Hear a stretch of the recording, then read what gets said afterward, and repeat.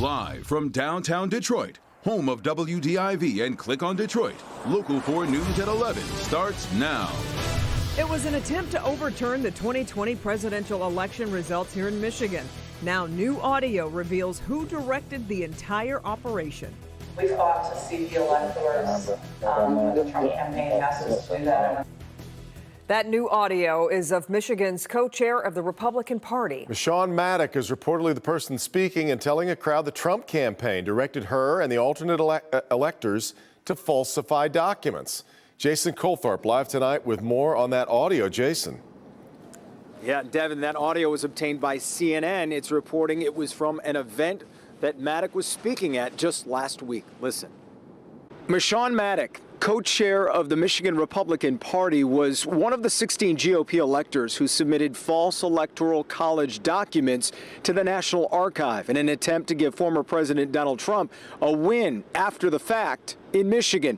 That's her Instagram photo from December 31st, 2020, delivering the documents to the state capitol with husband, State Rep Matt Maddock. Thursday, CNN released audio claiming to be of Maddock at an event last week, saying their efforts in the election were at the behest of Trump officials. We fought for investigations into every part of the election we could. He fought for a team of people to come and testify in front of the committee. We fought to see the electors. The Trump campaign asked us to do that, and under a lot of scrutiny for that today. She goes on to reference the blowback Matt Maddock received, which included partisan threats of censure and removal from the state legislature. My husband has he's suffered for that a little bit in Lansing because it's not very popular. But, you know, when you represent the whole state of Michigan, that's what I see it now. I realize that even though you're going to vote for somebody to be your next state representative or your next state senator, the truth is these people, these body people, they represent all of us. This audio also emerges just days after Attorney General Dana Nessel said she feels there's enough evidence to bring criminal charges against the 16 Republicans who signed false electoral documents. And you can bet this audio will play a role in that. Also, we did reach out to the Michigan Republican Party tonight. I also emailed and texted Mrs. Maddock. We got no response. She's been active on social media tonight, at least on Twitter anyway, but so far she has not referenced this story at all. We'll see where it goes from here. Reporting live, Jason Colthorpe, Local 4. We sure will. The audio would seem to change the narrative quite a bit. All right, Jason.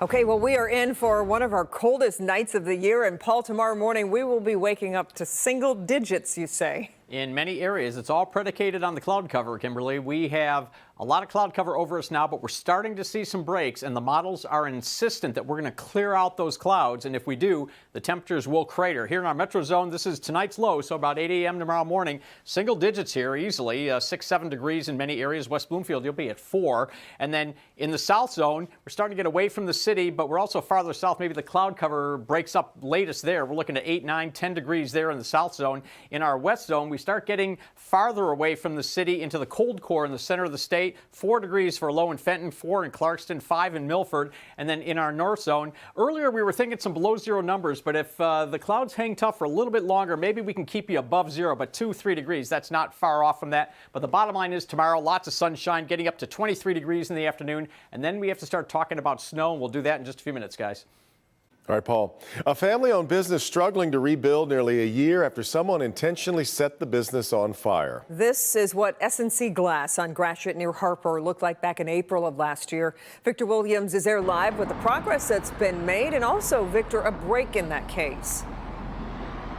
Yes, Kimberly and Devin, the break is that an arrest has finally been made.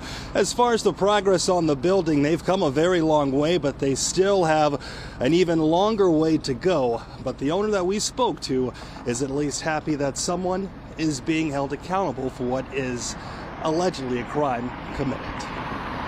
Any idea why he would want to do this? No, I don't know.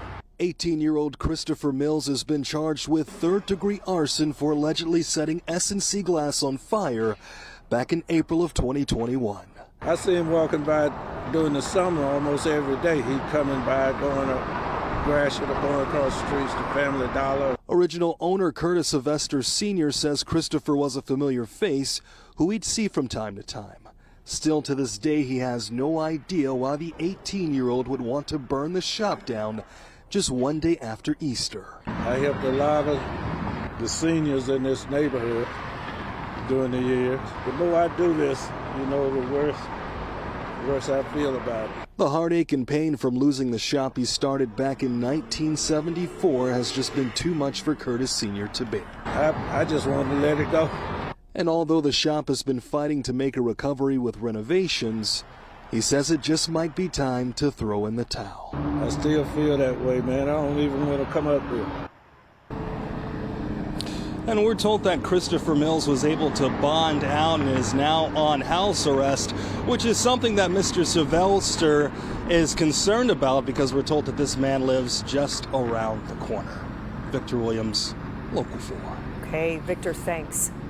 Governor Whitmer asking the state health department to distribute additional COVID test kits across Michigan in this Omicron spike. She has asked the department to distribute 300,000 COVID tests this week to schools, long-term care facilities, prisons, and homeless shelters. Dr. Anthony Fauci hopes a Pfizer vaccine for children under the age of 5 may be available within a month. Today, the debate over how many Michiganders died of COVID in nursing homes took center stage in Lansing. State Health Director Elizabeth Hertel testified she has concerns about an Auditor General's report finding more deaths than was reported by the state. One of the major flaws of the Auditor General's report, and something that is clearly misleading, is the application of definitions that do not align with federal and state statutory and regulatory requirements and appear to have no basis in these or any other standards. Long-term care facility-related deaths or linked deaths, we knew the department wasn't tracking all of the ones that we reflected in our letter, so we didn't feel the word underreport was fair. We cited it as a difference. Michigan has the 14th most COVID deaths of people living in nursing homes, and that's according to the CDC.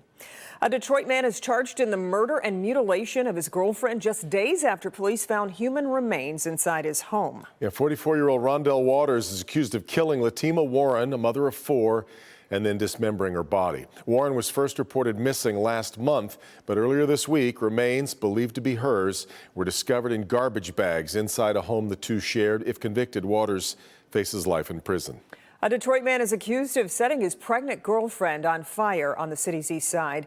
42-year-old Devon Marsh was charged with kidnapping, assault, and a controlled substance violation. Police say last Friday they responded to a tip about a 26-year-old woman being held against her will and tortured at a home on Packard Street. Officers discovered the woman in the basement with severe burns on 60% of her body.